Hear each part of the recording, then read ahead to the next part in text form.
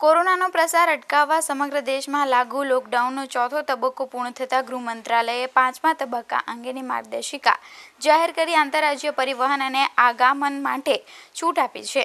કેન્દ્ર સરકારની જાહેરાત બાદ દમણના કચીગામ, દાભેલ, આંટિયાવાડ, પાતલિયા, બામણપુજા, દાદરા અને નરોલી ચેકપોસ્ટ પર કંપનીમાં કામ કરતા ગુજરાતના કર્મચારીઓ કામ પર જવા માટે ઈ-પાસ આપવામાં આવ્યા છે, જેથી દમણની કંપનીઓમાં કામ કરતા કામદારો અને મજૂરો પણ હવે ઈ-પાસ લઈને સ્ક્રીનિંગ કરીને દમણમાં પ્રવેશી રહ્યા છે।